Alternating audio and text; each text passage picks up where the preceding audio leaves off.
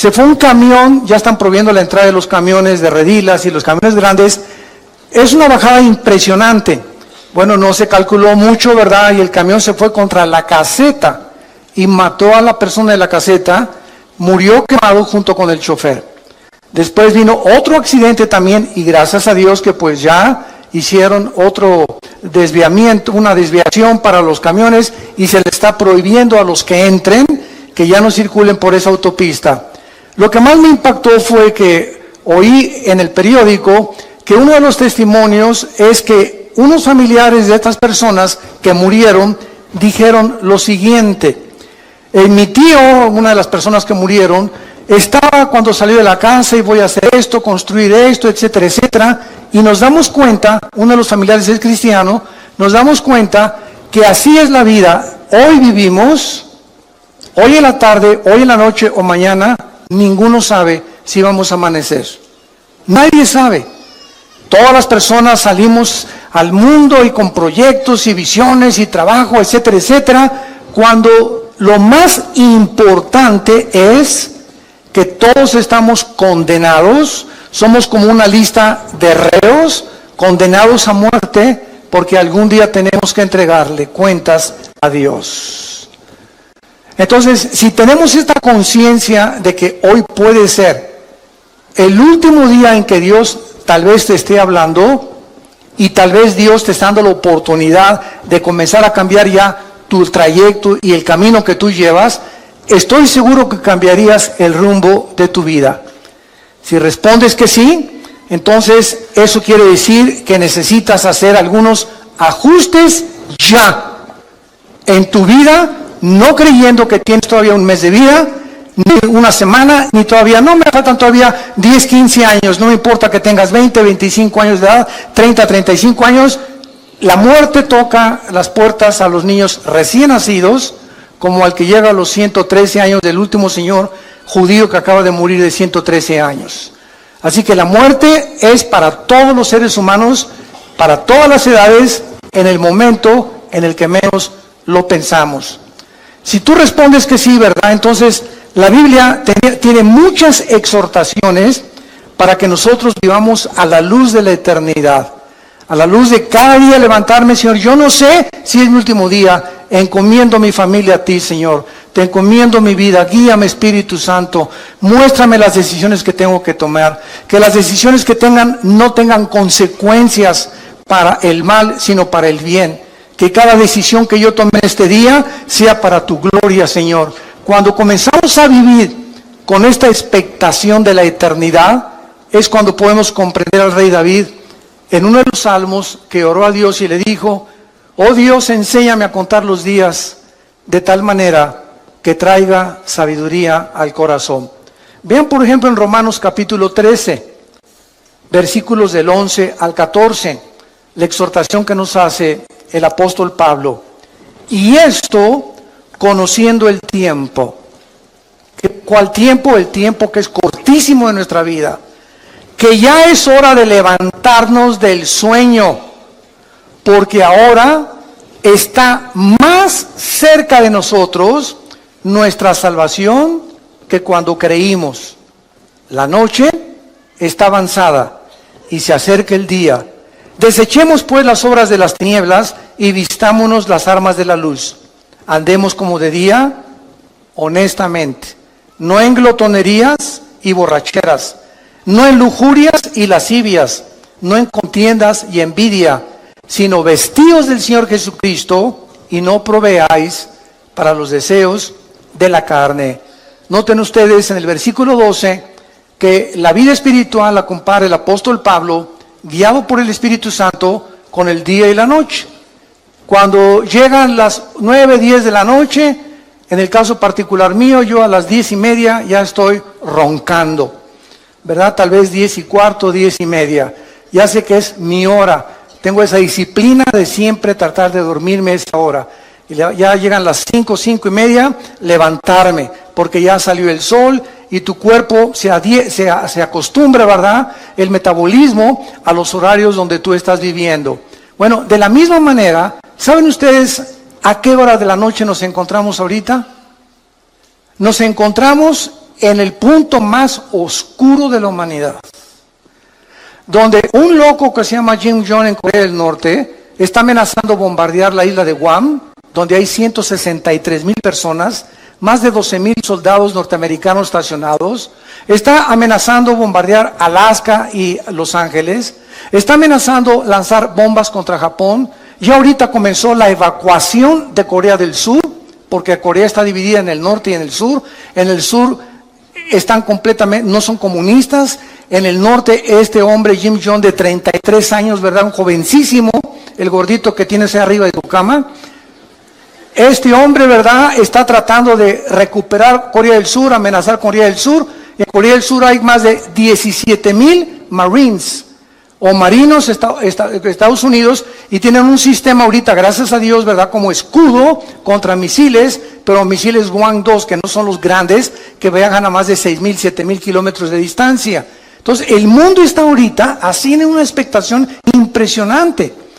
Anoche oí un noticiero que investigaron a los habitantes de Guam. Guam es una isla que está como a 2,500 kilómetros de Corea del Norte, entre Honolulu y Japón, en medio casi de Indonesia, Filipinas. Y fueron a la isla, una isla preciosa, ni siquiera sabía que existía esa isla. En muchos mapas ni aparece. Entonces, unas playas preciosas, pero está la estación más grande norteamericana de los portaaviones y de los aviones destroyers.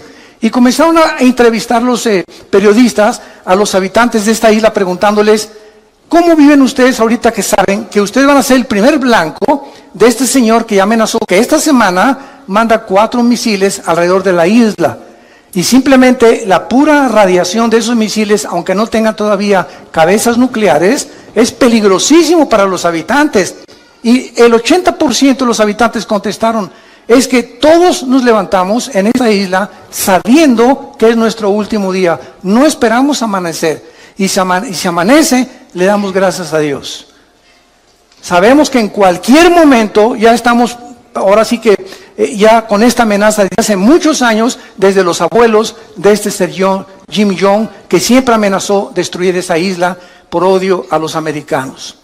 Entonces, cuando dijeron esto, me llamó la atención, porque es la forma como un cristiano debe de vivir. Todos sabemos que al levantarnos tal vez sea el último día. ¿Sabes tú acaso si mañana amaneces? ¿Sabes tú un accidente en la carretera, una bala perdida, un asalto, un secuestro, una enfermedad? Que vais al hospital mañana: doctor, me siento de maravilla. Discúlpeme, don Pancho, pero los rayos X dicen que usted tiene cáncer y hay una metástasis que se le ha cundido por todo el cuerpo. Oiga, pero yo me siento bien. Usted se siente maravilla. Los rayos X no fallan. Usted tiene cáncer y tiene 3 meses de vida. Y así, de la noche a la mañana, te cambia el panorama de tu vida. Estoy seguro que cuando alguien recibe estas noticias, cambia completamente su manera de vivir. Se enfoca ya en otras cosas, se da cuenta que realmente tenemos que vivir, porque muchos de ustedes no están conscientes de eso. Aunque sabemos que vamos a morir, casi nadie vive bajo la luz de la eternidad. Mientras observamos estos acontecimientos actuales, estamos al borde de una guerra internacional. Nos han bombardeado con correos: oiga, es la Tercera Guerra Mundial. ¿Qué pasa si Corea del Norte cumple sus amenazas? Trump va a contestar estas amenazas. Si contesta esas amenazas, ¿cuáles son las consecuencias que habría de muertos en Corea del Norte? Porque inmediatamente Corea del Norte bombardearía Corea del Sur. Por lo menos en Corea del Sur, el primer día habría 100,000 muertos. El primer día que este hombre con su artillería, no con misiles, con la pura artillería contestara, si Estados Unidos atacara, morirían más de 100,000 personas. Ahora, hace 3 días, el presidente de China, Xi, le mandó un recado a Trump y le dijo lo siguiente: nosotros no te apoyamos si tú inicias el ataque a Corea del Norte. Si Corea del Norte inicia el ataque y ellos atacan a Estados Unidos, nosotros vamos a permanecer neutrales y no nos vamos a meter en el conflicto. Pero si Estados Unidos ataca primero y lanza el primer misil contra Corea del Norte o para destruir sus sitios nucleares, China dijo, entonces nosotros tendríamos que intervenir porque le llamaríamos una agresión de acuerdo a las leyes internacionales de la justicia en La Haya, en Holanda. Entonces, vivimos un mundo tan incierto donde sabemos que ahora no son juguetes las armas que tienen los países. Rusia tiene una base nuclear en Venezuela, apoyado por Irán. Rusia tiene bases navales en Siria y está defendiendo Siria junto con Irán y con Turquía para que Estados Unidos no entre al Medio Oriente otra vez. El Medio Oriente está siendo convertido en el Islam por el califato, donde esperan al Mahdi, al Mesías, que nosotros le llamamos Jesucristo. Y el Medio Oriente está como una olla hirviendo, sabiendo en la Biblia que ahí, en esta zona geográfica del Medio Oriente, estallará la Tercera Guerra Mundial, que en Apocalipsis 16, del 12 en adelante, se llama el Armagedón. Entonces, santos de Dios, si estalla ahorita una guerra con Corea o con lo que sea, no es la Tercera Guerra Mundial. Faltan 3 guerras. Una antes de que venga Cristo en el arrebatamiento, y va a haber 2 guerras o 3 a lo más durante el periodo de la tribulación. Simplemente en el 4º sello, Apocalipsis 6 del 5 en adelante, una 1/4 parte de la humanidad va a morir. En la 5ª trompeta, una 1/3 parte de la humanidad va a morir. Y cuando venga la guerra del Armagedón, si no viene Cristo y desciende con nosotros en la tierra, nos auto extinguiríamos. La raza humana se autodestruiría del odio tan grande que existe en el mundo. Ahorita, en los últimos, escuchen esto, 100 años, en una ciudad llamada Charlottesville, en Nueva Jersey, antier, se levantaron después de 100 años un grupo de nacionalistas blancos, que son los que forman el famoso Ku Klux Klan, con los neonazis y con símbolos de la suástica nazi. En esta ciudad se levantaron para levantarse en armas y clamar que se necesita una reforma de los blancos, que los blancos deben de volver a gobernar Estados Unidos. Es el racismo en su último grado. En los últimos 100 años, esto no se había visto en Estados Unidos. Había habido pequeños brotes, ¿verdad? Siempre blancos contra negros, contra mexicanos, pero ya este movimiento que se levantó ahí en Nueva Jersey, en Charlottesville, hace 3 o 4 días, es algo, ¿verdad?, terrible, que nos habla la condición y la temperatura en que se encuentra el mundo donde tú y yo estamos viviendo. No cabe duda, vivimos en los últimos tiempos. Iglesia, despiértate, porque los cascos del Apocalipsis ya se oyen en el cielo. El tiempo se nos acabó. Muy bien, vamos pues a ver de qué manera nuestra esperanza en el regreso de Cristo debe afectar nuestra manera de vivir. Regresemos a nuestro pasaje de 2 de Pedro, capítulo 3, y vayamos estudiando cada versículo. En primer lugar, aquí encontramos 3 líneas de pensamiento en el pasaje que acabamos de leer, 3 líneas de pensamiento a la luz de la realidad. Número 1, se nos exhorta en primer lugar cómo vivir en los últimos tiempos, vivir a la luz de las promesas de Dios. Esta es la primera cosa que se nos aconseja, particularmente relacionadas las promesas con el futuro. Veamos lo que dice el versículo 1. Amados, esta es la segunda carta que les escribo, y en ambas despierto con exhortación, despierto vuestro limpio entendimiento, para que recuerden, para que tengan memoria de las palabras que antes han sido hechas por los santos profetas. O sea, tenemos que recordar, en primer lugar, viviendo en esta última generación, recordar las promesas que en el Antiguo Testamento se hicieron respecto al futuro que tú y yo actualmente estamos viviendo. Esto se refiere a todos los eventos futuros que se profetizaron en el Antiguo Testamento, como viene la gran tribulación, la segunda venida, la apostasía de la iglesia, que ya estamos viviendo. Nunca la iglesia cristiana había sido bombardeada con tantas herejías, con tantas barbaridades que se están predicando y que se están enseñando en los últimos 30, 40 años. Es impresionante la cantidad de miles, ustedes no lo saben, miles de cristianos en Sudamérica y en Europa que dicen: no encontramos una iglesia con sana doctrina. Y están reuniéndose en sus casas, nos piden nuestros videos, nuestras enseñanzas a través de los CDs, etcétera, etcétera. Tenemos más de 3.725 reuniones en casas en Sudamérica que se están alimentando con el curso que tenemos de ITI, el Instituto Teológico Internacional que dirige mi hermano Alejandro, y se están alimentando de eso 1 hora diaria y están juntándose en su casa porque no encuentran una iglesia de sana doctrina. Es impresionante. En una que les piden bolsas para vomitar, en otras que la cachetada del Espíritu Santo, el chicle del Espíritu Santo, la caída del Espíritu Santo, etcétera, etcétera, que si no hablas en lengua no tienes al Espíritu Santo. Bueno, es increíble a lo que la iglesia ha llegado. Y millones de cristianos, por no tener una vocación para estudiar la Biblia sistemáticamente por libros, etcétera, etcétera, caen en la trampa y se comen y son engañados con todo lo que oyen. Nunca corroboran si lo que les enseñan es lo que enseña la palabra de Dios. Tengan memoria que esto va a venir, no nos asustemos, como me dicen muchos pastores. Acabo de estar en Guatemala el último fin de semana, se celebró el 67 aniversario de Radio Cultural en Guatemala, en la ciudad, que es la estación de radio más prestigiosa en los últimos 100 años. Y esta radiodifusora celebró el 67 aniversario, me invitaron a compartir la palabra, y el sábado se unieron casi más de 1,700 pastores de diferentes naciones de la ciudad de Guatemala, etcétera, etcétera. Y el domingo nos reunimos en el Parque Industrial y asistieron 18,000 personas.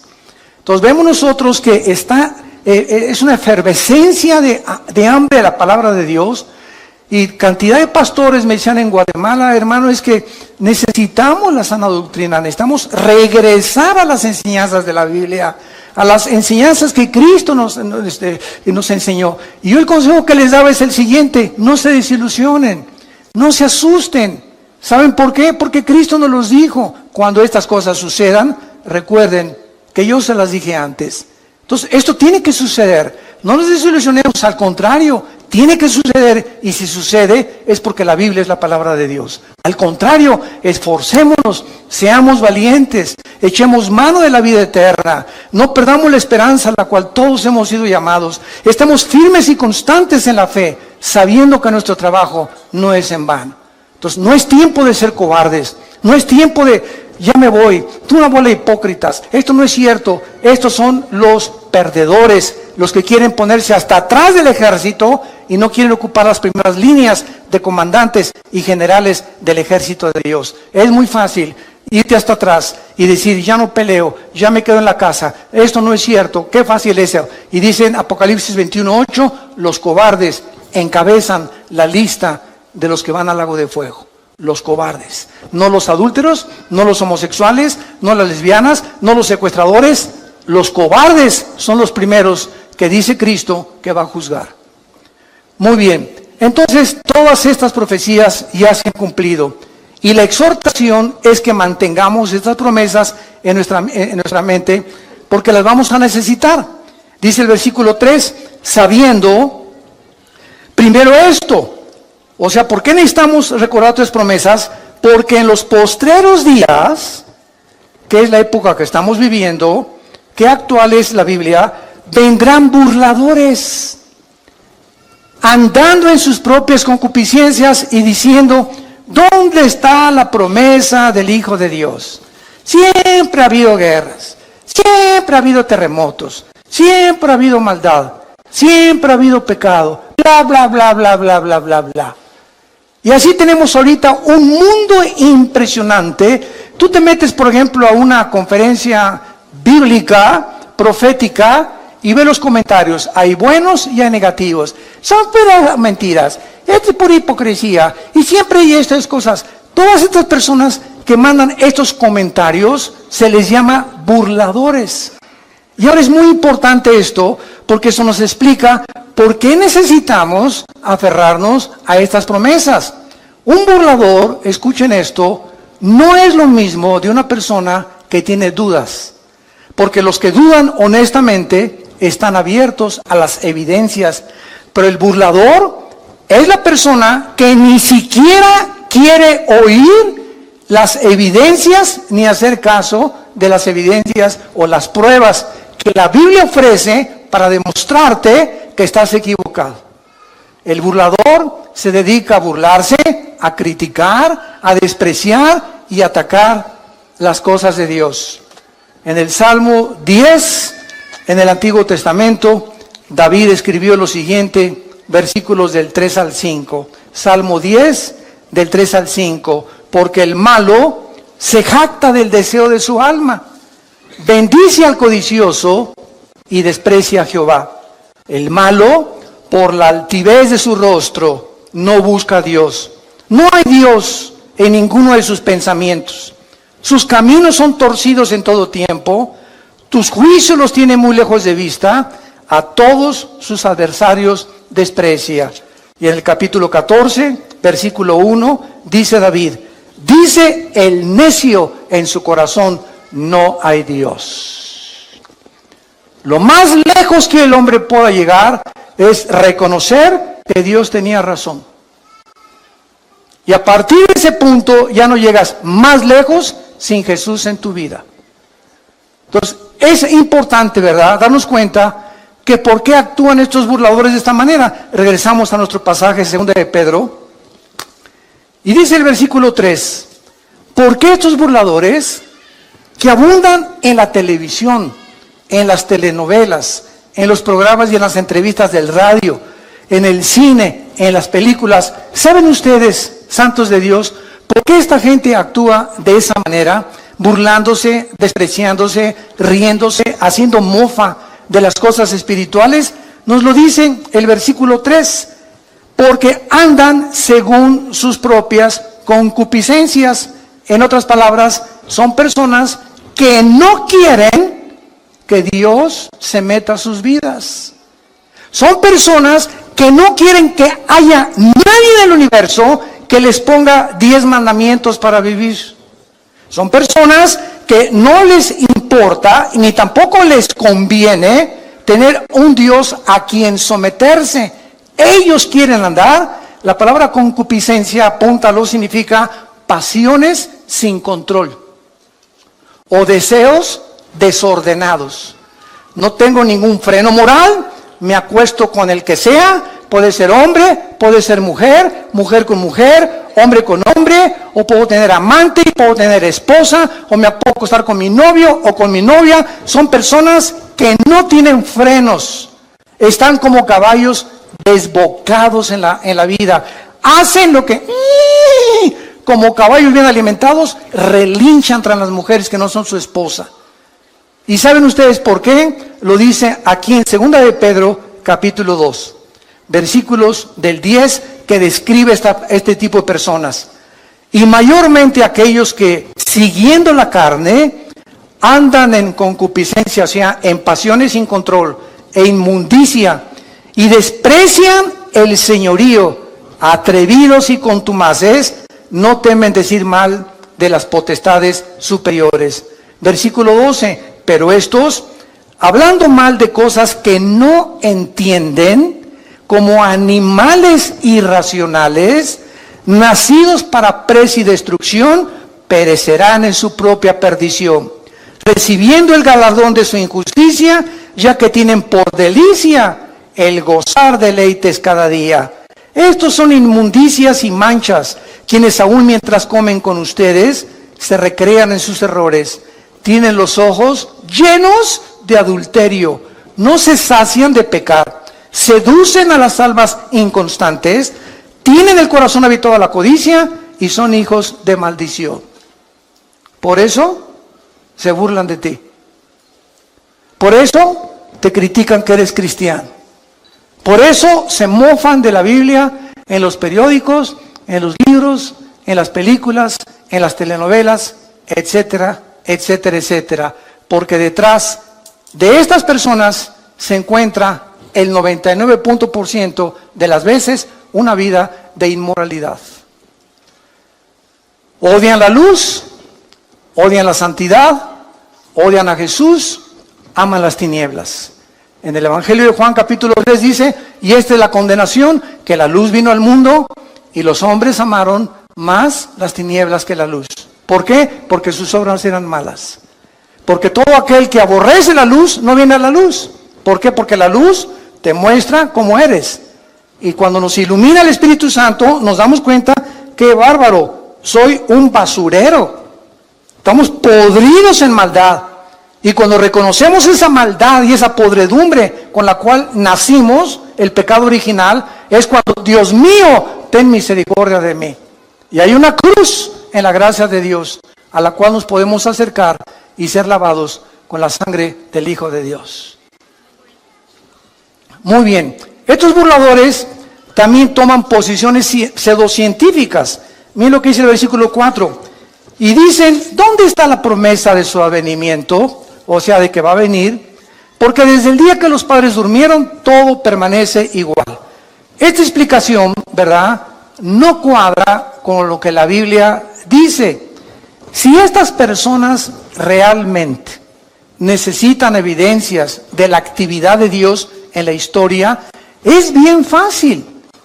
La misma historia, señores historiadores que nos visitan, sociólogos que nos visitan, científicos y catedráticos y doctorados y licenciados que nos escuchan, la Biblia nos muestra que la historia misma demuestra la existencia de Dios. ¿De qué forma? Ven a la Biblia y encontrarás que Dios puso simplemente un botón de muestra, el libro de Daniel. En el libro de Daniel, Dios le recuerda hace 2600 años al profeta Daniel el orden exacto en el que iban a transcurrir todos los imperios gentiles hasta la segunda venida de Cristo, en la famosa estatua del sueño que tuvo el rey Nabucodonosor. Y Dios le dice a Daniel, la cabeza de oro es Babilonia, tal como Daniel lo comprobó porque él vivió bajo el imperio del rey Nabucodonosor. Y le dice Dios, después de Babilonia vendrá otro imperio que, de acuerdo a la historia, ¿quién fue? Los medos y los persas, que hicieron una alianza. Y le dice Dios, y el pecho, el vientre de bronce, vendrá otro imperio. De acuerdo a la historia, ¿quién fue? Grecia, con Alejandro el Magno, con sus conquistas relámpago, que a los 33 años se murió en lo que es ahorita Irak, que en la Biblia se le llama Babilonia. Y después le dice Dios, vendrá otro imperio, que fue el imperio romano. Y qué interesante. Ahí se detiene la profecía y dice la Biblia que del imperio romano hasta la segunda venida de Cristo no habría otro imperio hasta que el anticristo unificara 5 naciones del Oriente y 5 de Europa para formar la confederación política de los últimos tiempos. ¡Qué increíble! ¿Quieres más evidencias de veras? La misma historia nos muestra que solo Dios pudo poner en orden la cronología de los imperios y los gobiernos de toda la historia. Solo Dios lo pudo hacer. Y así hay más de 133 profecías demostrando que se profetizó que Cristo iba a nacer en Belén, que Cristo iba a ser traicionado por 30 monedas de plata, que Cristo le iban a traicionar sus propios discípulos y amigos, que Cristo iba a morir crucificado. Simplemente cuando Jesús abría sus manos, se cumplían en ese instante 33 profecías del Antiguo Testamento. Amados, tengan memoria de las promesas del Antiguo Testamento, porque van a enfrentar en los últimos días muchos burladores. Mucha gente ignorante, hablan lo que no conocen. Como un tonto, ¿verdad?, que tuve un debate con él en la televisión hace no mucho tiempo, me comenzó a insultar, y llegó el momento en que me dijo, mire, es más, me dice, yo no creo que ni siquiera Cristo haya existido. Y esta persona tenía 2 títulos universitarios. Se atrevió a decirme, es más, yo creo que ni Cristo resucitó, que Cristo, no existió. Simplemente volteé a lo que le dije, ¿me puede decir qué fecha es ahora? 10 de mayo de 1997. ¿Y desde cuándo está usted contando 10 de mayo de 1997?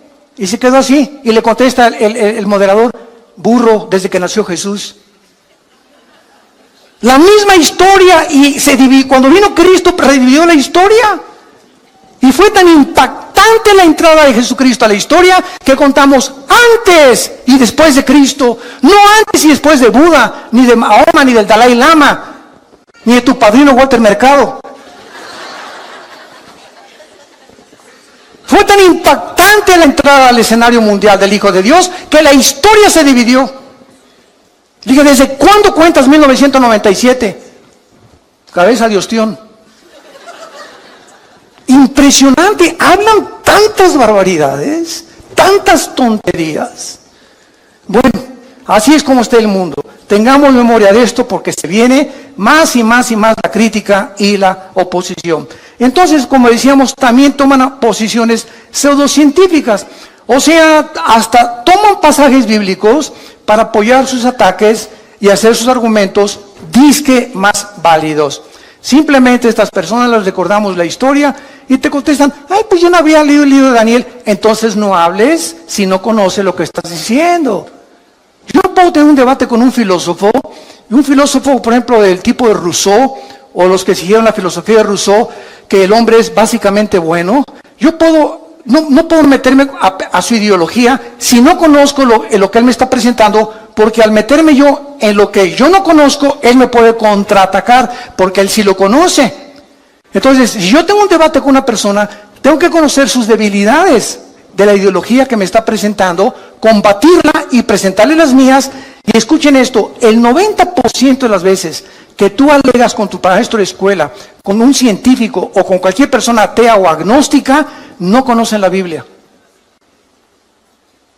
No conocen más que son leyendas, esto y el otro, puras tonterías, pero nunca, jamás han checado ni estudiado de una forma sistemática las evidencias y sobre todo las profecías. Entonces, te hablan lo que nunca han oído. ¿Quién te lo dijo? Mi maestro en la preparatoria. ¿Quién te lo dijo? Mi maestro en la universidad. ¿Quién te lo dijo? Lo leí en la revista Duda. Con razón tienes las dudas que tienes, compadre. Vemos nosotros, ¿verdad? Claramente, que cuando leemos, por ejemplo, el libro del Génesis, miren, ya sin ir tan lejos, por el amor de Dios, Virgen del Socorro. Hasta 1860 se descubren las leyes de la herencia por Gregorio Mendel. Hasta 1860 se descubren las leyes de la herencia por Gregorio Mendel. Cuando comienza a hacer experimentos con chicharitos y se da cuenta que hay algo que se transmite y que se hereda. Y ahí se paró la investigación y tuvieron que pasar casi 100 años hasta 1954, el siglo pasado.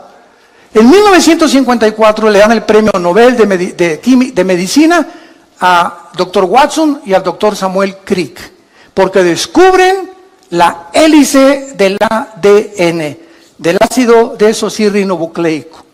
Hasta 1954 los investigadores comienzan a penetrar en el ADN y a descubrir que en cada una de las células que tiene el cuerpo humano y todas las cosas vivientes que existen, el cuerpo humano tiene trillones de células.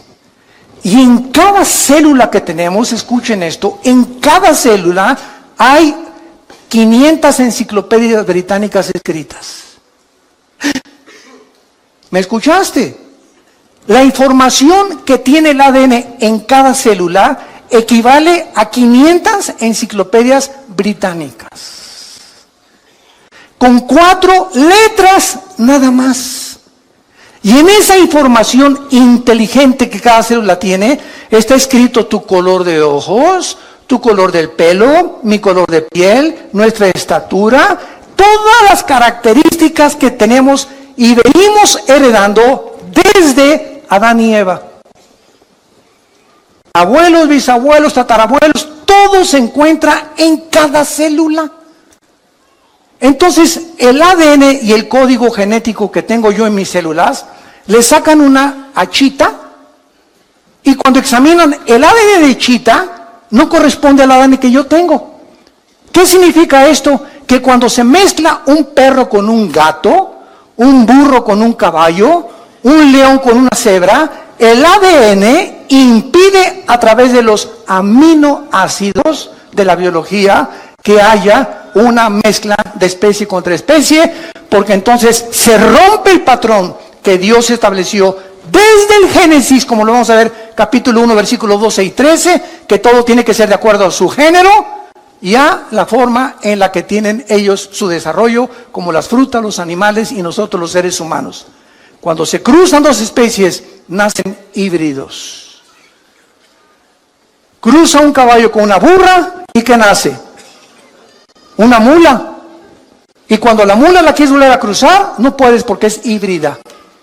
Se rompió las leyes escritas casi 4,000 años antes que Gregorio Mendel, papá. Miles de años antes que los científicos descubrieran que la sangre es la que produce el cuerpo humano y que la vida está en la sangre, y cuando se descubre la circulación de la sangre, la Biblia lo decía 3,000 años antes. Antes que se descubriera la proliferación bacteriológica en el mundo, de que si tú haces popó en la calle, o un perro hace pipí, o tu hijo hace pipí en la banqueta, o un perro, aunque el mundo es invisible, todas las bacterias, ¿verdad?, se elevan, y las amibas y todo, y la puedes tú respirar, y te pueden entrar a tu organismo. Miles de años antes de que se descubriera que existen bacterias invisibles, hasta que se descubrió el microscopio, Dios le dijo a Moisés, dile a la gente en el libro del Éxodo que cuando hagan popó, excremento, lo entierren y lo tapen. Dios comenzaba a dar las leyes de la higiene antes que la ciencia las descubriera. Y así podemos seguir con cientos de ejemplos, evidencias históricas, evidencias de higiene, evidencias biológicas, genéticas, arqueológicas, químicas, del área de la disciplina que tú quieras. La Biblia es la palabra de Dios. Los cielos pasarán, pero esta palabra permanecerá para siempre.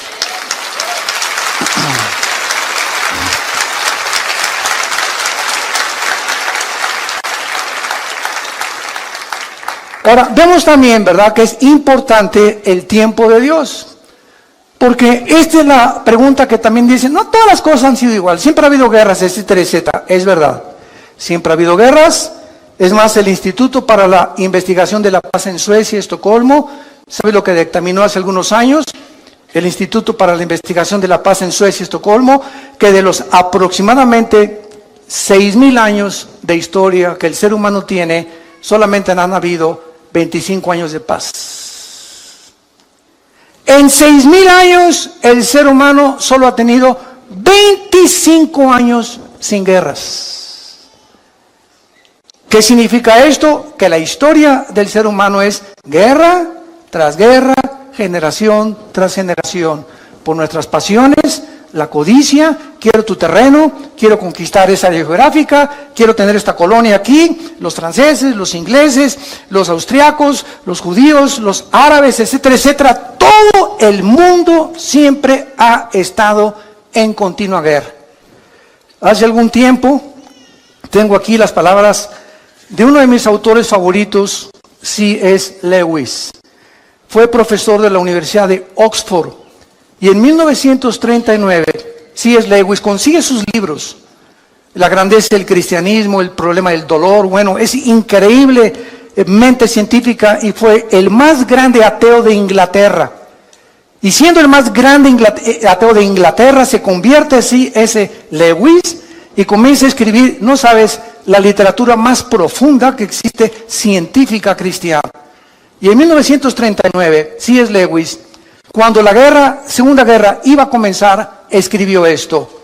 Y dijo así, la guerra no crea ninguna situación absolutamente nueva. Simplemente agrava la situación permanente humana para que no la ignoramos. La vida humana siempre ha sido vivida en la orilla de un precipicio. Estamos equivocados cuando comparamos la guerra con la vida normal. La vida nunca ha sido normal. Cuando explotó la Segunda Guerra, ¿de qué nos extrañamos? En otras palabras, siempre ha habido guerras. Es la condición permanente del ser humano. Si no hay guerras, buscamos la manera de pelearnos. Y llegamos al precioso siglo XXI. Y la luna, y los descubrimientos tecnológicos, internet desde los 90s, y los satélites de comunicación, iPad, IQ, chips, bla, bla, bla, bla, bla. Aladín y la lámpara maravillosa. El ser humano ha llegado con la tecnología, etcétera, etcétera. Y ayer acabo de leer las últimas palabras del fundador de Apple, Steve Jobs, que muere de cáncer antes de los 50 años. A los 40 años llegaron con Steve Jobs y le dijeron, el fundador de Apple, de las compañías más prestigiosas que cualquiera pudiera decir, yo quisiera poder llegar a los descubrimientos de una multimillonaria fábrica y productora de los artículos que conocemos actualmente en el mercado. Y cuando tenía 40 años Steve Jobs, le pronosticaron cáncer y le dijeron, cúrate por medios científicos, y dijo que no. Él quería que lo curaran los hindúes con magia. Y entró en el área del ocultismo. Y antes de morir, él dijo, ¿verdad? Lo que he descubierto antes de morir es que no he disfrutado nada. Lo más precioso de la vida es tu familia. Disfruta tu familia. Es el tesoro más grande que podamos nosotros tener. Nunca mencionó a Dios. Murió como un palillo el pobre hombre en un hospital sin haber jamás podido disfrutar su dinero, y los últimos 7 años murió con una neurosis excesiva, donde explotaba y se enojaba y corría a todos los empleados porque la mosca voló. ¡Qué vidas tan trágicas! De personas que alcanzaron el éxito, pero se dieron cuenta que sin Dios nos echa a perder la vida. Por la maldad con la cual nacimos y porque enfocamos nuestros talentos y nuestros dones en cosas que no tienen permanencia eterna. Entonces, el tiempo es importante, como cuando comenzamos esta conferencia. Tú no sabes si mañana vas a morir. Tú no sabes si esta tarde te ha hablado Dios por última vez en tu vida. No lo sabes ni lo sé yo. Y ante la luz y la expectación de estas cosas, analicemos nuestra vida si estamos en la fe. Examinémonos realmente si realmente tenemos a Cristo como nuestro Salvador, si estamos caminando con Él. Hace algún tiempo, les conté una vez, estaba ya a la salida de un desayuno en México, y me alcanza en el elevador un señor y me dice, bueno, usted es el que acaba de exponer la conferencia, a sus órdenes, le dije. Me dice, usted debe saber muchas cosas, ¿verdad? Usted es teólogo. Le dije, sí, efectivamente, tengo 2 doctorados y una licenciatura en teología. Me dice, bueno, pues con esos títulos que usted tiene, me puede responder esta pregunta.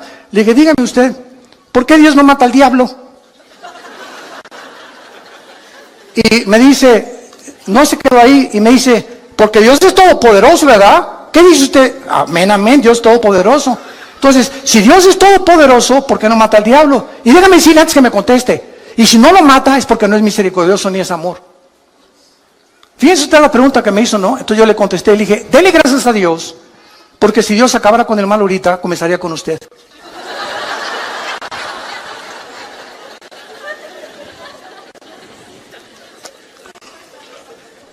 Segunda de Pedro, capítulo 2, lo acabamos de leer, versículo 9. El Señor no retarda su promesa, según algunos la tienen por tardanza. ¿Y por qué Dios no acaba ya con esto y con aquello? ¿Sabes por qué? Porque Dios es paciente para con todos, esperando que tú te arrepientas.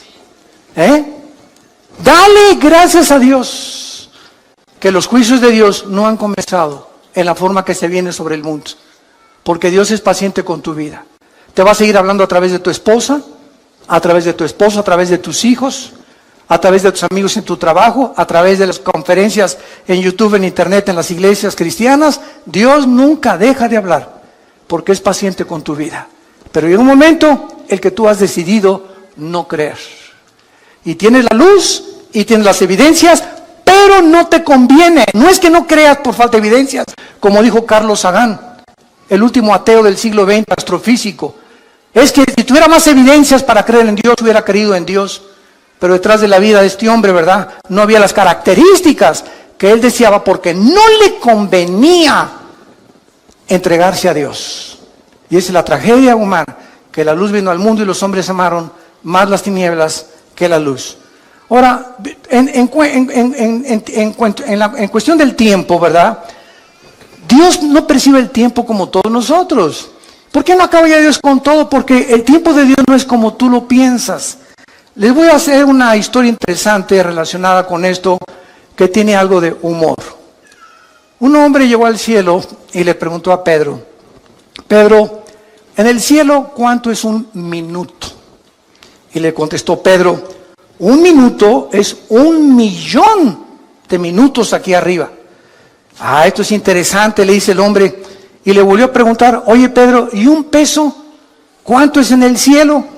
Y dijo: no, en el cielo un peso es más de $1.000.000. Y entonces este hombre se quedó pensando y le dijo: oye, ¿me puedes prestar un peso? Y le contestó Pedro: sí, claro que sí, dame un minuto.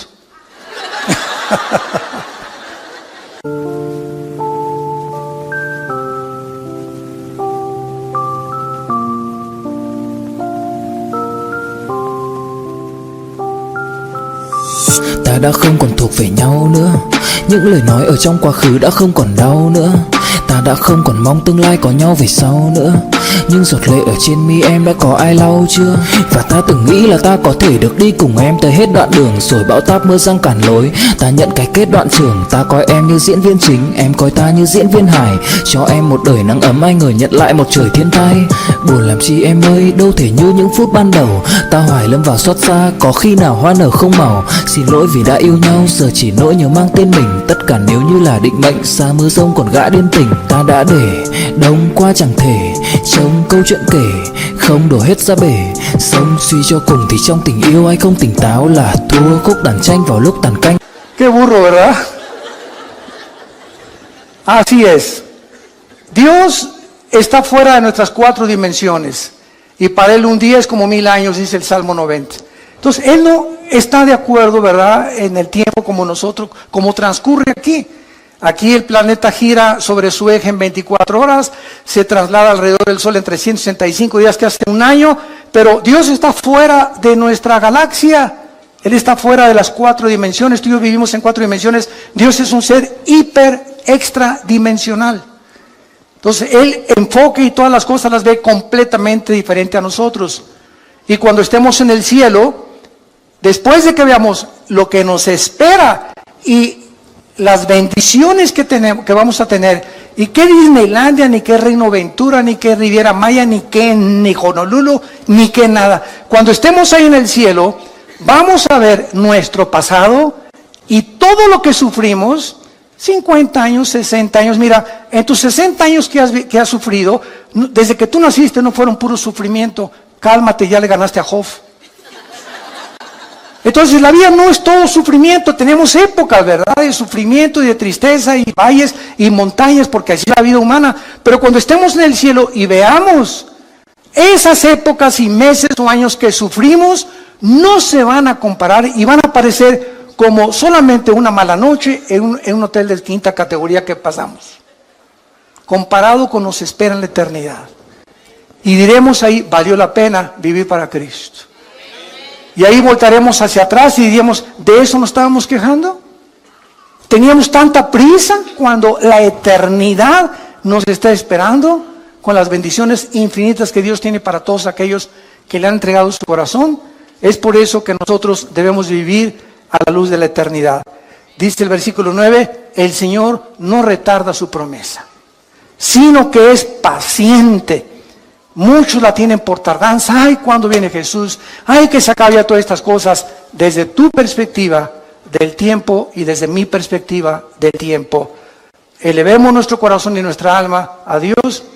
Pidámosle que nos dé sabiduría para vivir la corta vida que tenemos y empleemos todo lo que nos falta por vivir para la gloria de su Hijo Jesucristo.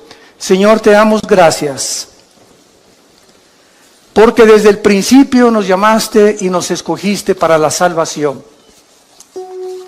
mediante la santificación en el Espíritu Santo, por la fe en la verdad. Y nos llamaste por medio de tu Evangelio para alcanzar la gloria de Jesucristo.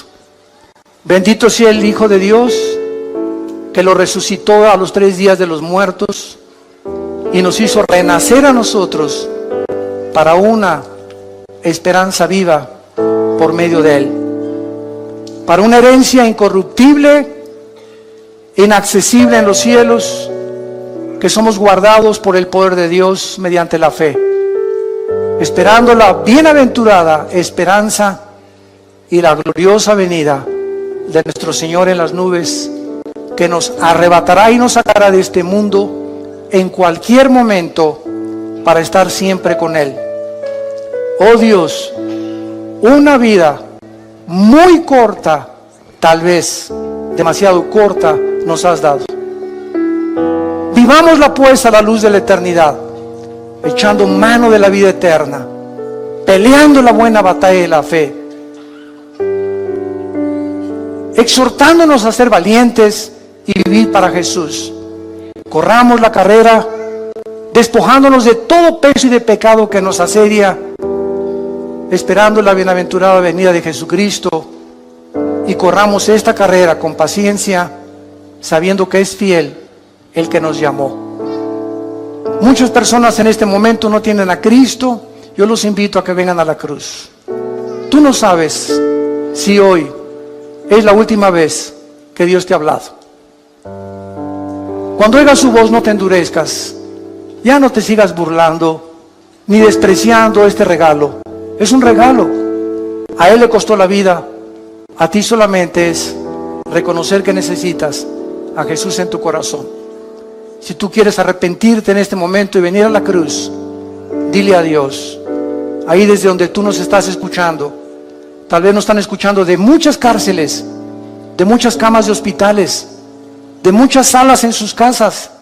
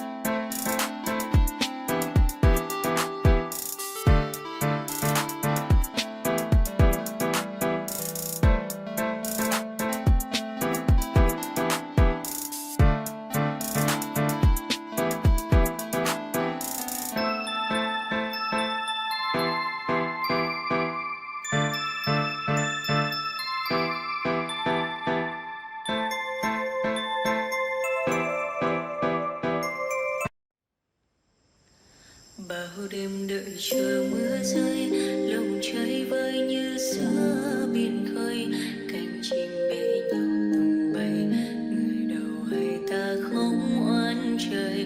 Bao năm tình yêu chưa phai, giờ chia hai đôi lứa lạc nhau, lối gió số phận đã không